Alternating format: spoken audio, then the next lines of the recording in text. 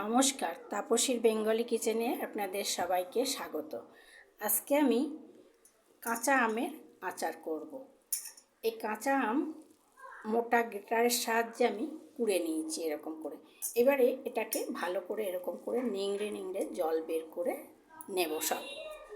তার আগে আমি একটা মশলা তৈরি করব।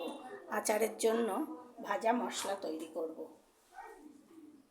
দুটো শুকনো লঙ্কা আর ধনে 4 চামচের 1 চামচ আর 5 ফোড়ন 1 চামচ, এগুলোরে আমি শুকনো কড়ায় ভেজে নেব। আমগুলো নিংড়ে এরকম জলটা বের করে দিয়ে নিয়েছি, এতে আমের টকটা কমে যায়। এবারে এখানে আছে 1 কেজি আম।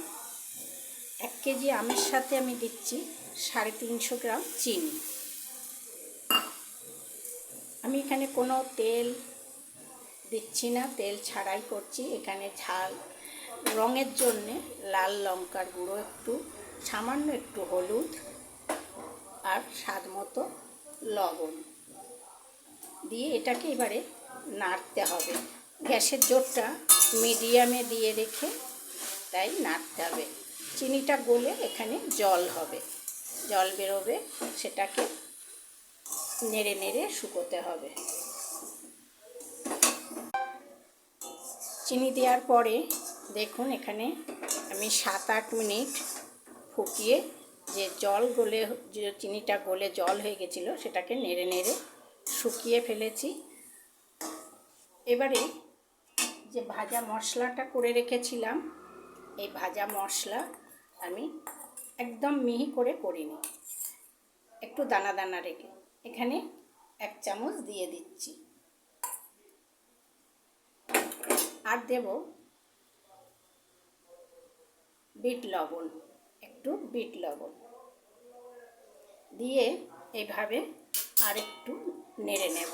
এটা কিন্তু খুব কম আঁচে করতে হবে, করে নামিয়ে ফেলবো। আর একটু না নেড়ে এটা নর্মাল ফ্রিজে আপনারা 1 বছর ধরেও রেখে খেতে পারবেন। আর এটা খেতে খুবই ভালো লাগে, মিষ্টি খুব কম, অল্প চিনিতে হয়ে যায়। এইভাবে জলটা নিংড়ে নিয়ে করলে খুব অল্প চিনিতে হয়ে যায়। আপনারা বাড়িতে একবার হলেও করে দেখুন। এখন তো এই আমের সিজন, আমের সিজনে আচার খেতে প্রত্যেকেই ভালোবাসে।